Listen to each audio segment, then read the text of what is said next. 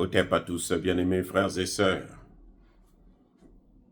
Avec les militaires, on n'attend pas longtemps. Ça ne tarde pas. C'est du tic au tac.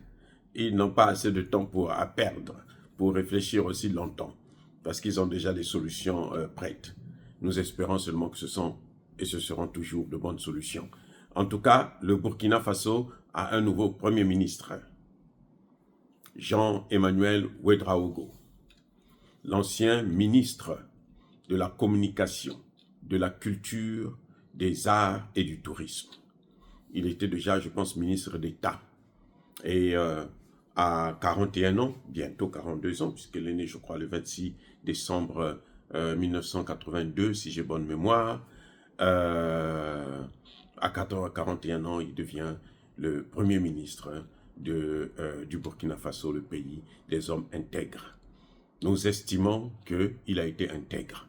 Nous estimons qu'il va poursuivre, et plutôt d'ailleurs même améliorer, renforcer le travail qui a été fait par son prédécesseur, Maître Kelem de Tambela.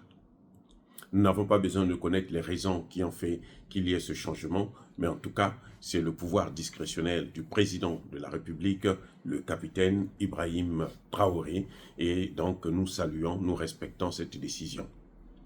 Nous lui souhaitons une bonne chance pour la mission qui lui sont les siennes, car la situation de notre pays, du Burkina Faso, est une situation difficile. Nous sommes en situation de guerre. Et je crois qu'il connaît très bien le dossier puisqu'il a été ministre de la Communication. En tant que ministre de la Communication, je pense qu'on doit maîtriser tous les dossiers des autres ministères. Parce que c'est vous qui informez le peuple. Vous êtes entre l'État, hein, le gouvernement, et le peuple. Donc tout ce que le gouvernement fait, tout ce que le gouvernement décide, c'est le ministère de la Communication en fait qui donne l'information, qui partage l'information avec le peuple. Donc il doit forcément être au courant de tous les dossiers, hein, que ce soit la défense, que ce soit les affaires étrangères, que ce soit le commerce et les autres. On n'a pas besoin d'être spécialiste dans tous les domaines. Ça, c'est clair, parce que personne ne peut être spécialiste dans tous les domaines, mais on a besoin de connaître les grandes lignes de la politique de chaque ministère, et c'est ce qu'on apporte donc au peuple.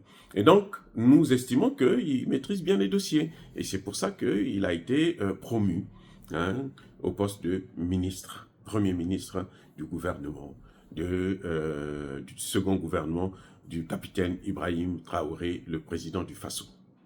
Nous saluons, nous sommes contents que les choses se passent de façon vraiment pacifique, avec respect, dignité et honneur des uns et des autres. Donc c'est ça que nous avons apprécié par rapport à la méthode qui s'est passée au Mali. C'était un peu différent, c'était un peu trop agité et ça a découragé un peu tout le monde. Et donc, en tout cas, Monsieur le Premier ministre, félicitations pour cette promotion et nous comptons sur vous pour voir, pour améliorer, hein, la procédure, les combats que nous sommes en train de mener aujourd'hui contre, non pas les terroristes, mais contre l'OTAN. Eh oui, nous sommes encerclés, l'OTAN est en train de vouloir nous encercler, et c'est cette guerre-là que nous avons à mener, que vous avez donc à mener avec à votre tête le président Ibrahim Traoré.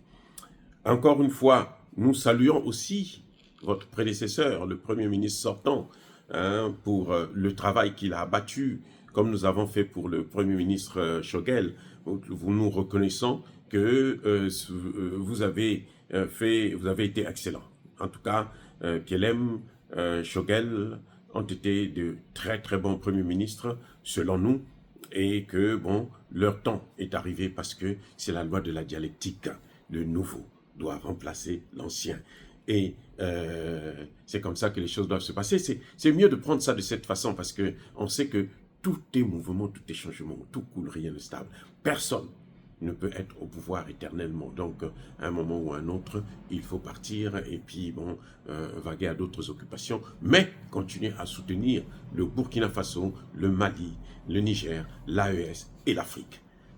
En tout cas, encore une fois de plus, soyez bénis, soyez abondamment bénis par le Dieu des Kémites et par nos ancêtres angélisés, et que tous ceux qui persécutent le continent africain, le pillent et le déstabilisent, qu'ils soient noirs, blancs, chinois, arabes, juifs, indiens ou qui qu'ils soient punis, maudits, foudroyés, neutralisés, écrasés, effacés par le Dieu des Kémites et par nos ancêtres angélisés.